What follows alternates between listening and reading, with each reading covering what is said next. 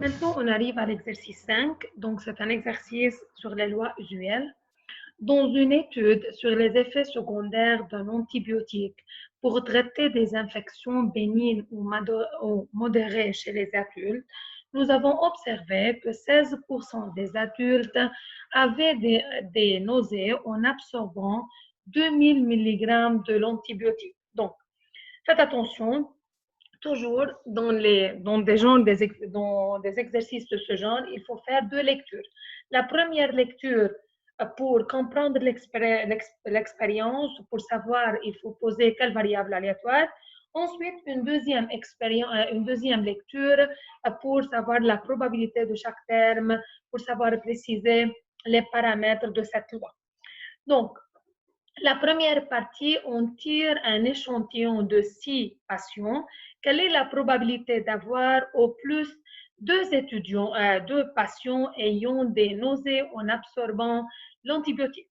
Donc, d'après cette lecture, on a vu qu'il s'intéresse à compter le nombre de patients ayant des nausées en absorbant l'antibiotique. Donc, maintenant, on va faire une deuxième lecture.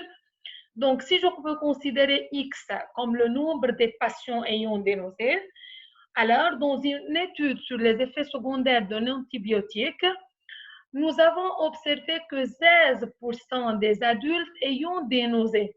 Et par suite, cette probabilité, ce n'est autre que la probabilité de succès, donc c'est la probabilité petit p. Ensuite, on tire un échantillon de 6 personnes, c'est-à-dire on a pris 6 personnes et on va tester ces 6 personnes, alors n est égal à 6. Donc, si je veux savoir, ou bien si je veux calculer une telle probabilité, alors la première chose, il faut dire x suit quelle probabilité. Donc, voilà la solution. On a n patients indépendants qui sont 6 patients indépendants. Chaque patient est indépendant de l'autre. Et on a une même probabilité de succès. Alors, X suit la loi binomiale BNP avec n égale à 6 et P égale à 0,1. Donc, une fois on a dit que c'est la loi binomiale, il faut préciser c'est quoi oméga, X oméga, et à quoi égale la probabilité de chaque valeur de K. Donc, comme on a testé 6 personnes, alors en faisant les tests, une fois on a terminé, si je veux compter le nombre de personnes qui ont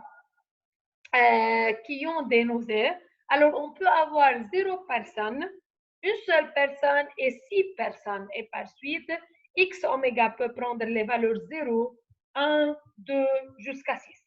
Et la probabilité de x égale à k, c'est CKNPK QN moins k, avec k appartenant à x oméga, c'est-à-dire variant entre 0 et 6, et q, c'est 1 moins P, donc c'est le complémentaire de P qui est égal à 0,84. Maintenant, on passe à notre question. Quelle est la probabilité d'avoir au plus de personnes? Il y a un maximum de personnes. Maximum de personnes, c'est-à-dire revient à dire 0 personne ou une seule personne ou 2 personnes. Donc, on va chercher la probabilité de x plus petit ou égal à 2, qui n'est autre que P0 plus P1 plus P2. On prend la probabilité Px égale à K et je remplace K une fois par 0, une deuxième fois K par 1 et puis K par 2.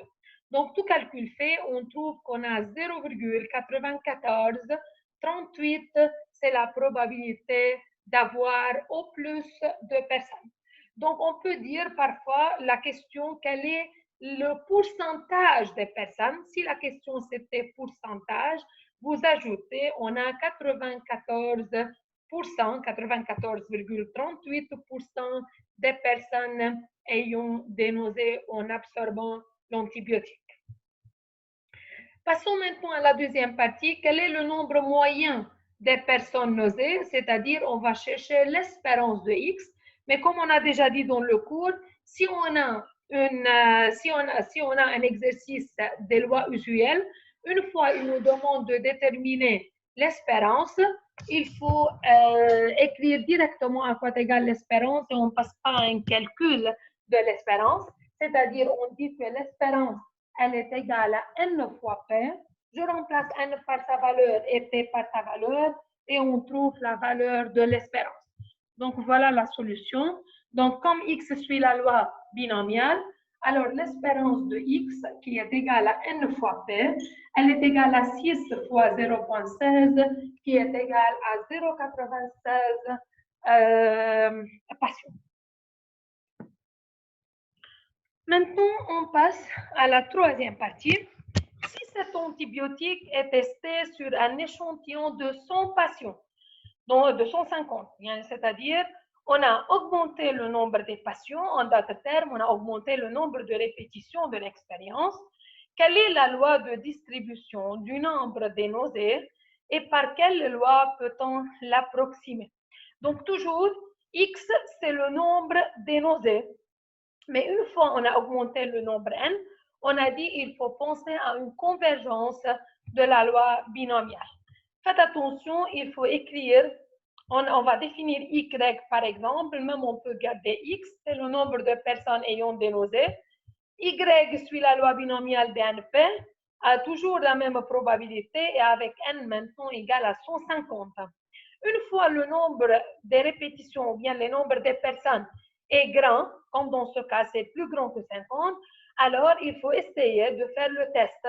On cherche n fois p, on remarque que n fois p c'est 24, plus grand que 20, et plus petit que n moins 20 qui est égal à 130, alors la loi binomiale tend vers une loi normale nm sigma, telle que m c'est notre autre que n fois p, et je cherche sigma. Faites attention, ici on a mis sigma, donc vous disiez sigma égale radical de n fois pq, donc vous pouvez la noter, sigma égale radical de npq, vous remplacez n par 150, p par 0,16 et q par 0,84.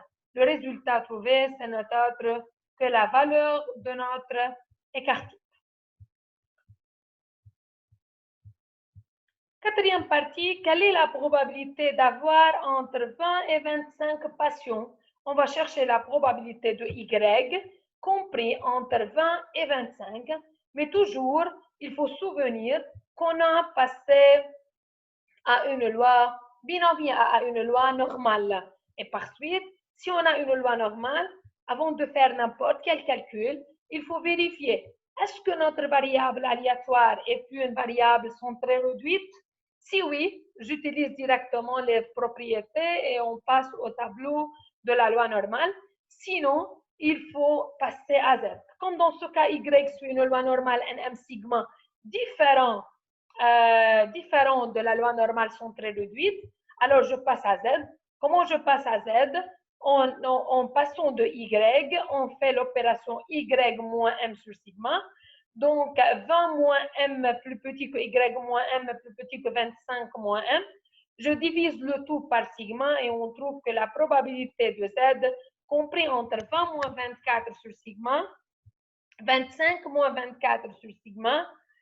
Maintenant, une fois on a passé à Z, j'ai le droit de dire, qui vous pouvez dire dès le début, c'est f de 25 moins f de 20, ok? Quelle que soit notre variable aléatoire. Pour prendre pas risque d'oublier et de passer directement à utiliser le tableau de la loi normale, je dis aux étudiants de commencer par Z. Une fois on a passé à Z, je peux dire c'est f de la borne supérieure moins f de la borne inférieure, c'est f de 1 sur sigma moins f de moins 4 sur sigma. Maintenant, c'est positif, alors c'est f de 1 sur sigma. Moins 4 sur sigma, c'est un nombre négatif, alors d'après le cours f de moins e, c'est 1 moins f de e. Alors, on obtient f de 1 sur sigma plus f de 4 sur sigma moins 1, qui n'est autre que, on remplace sigma par sa valeur, et on trouve que c'est f de 0,22 plus f de 0,84 moins 1. Maintenant, on passe au tableau pour chercher f de 0,22. Donc, je vous rappelle 0,22, c'est-à-dire c'est 0,2 plus 0,02. Donc, c'est 0,2 plus 0,02. Et par suite, voilà la probabilité. Donc, c'est 0,5871. C'est 0,5871. Et de même, pour 0,89, c'est 0,8 plus 0,09. Donc, on trace la droite parallèle 0,08 avec le 0,09. L'intersection, c'est sur le 0,833. Donc, en remplaçant chaque terme par sa valeur, on trouve qu'on a une probabilité égale à 0,4004. Autrement dit, on a 40%, presque 40% des patients ayant des patients entre 20 et 25. Donc, on a 40% des patients entre 20 et 25.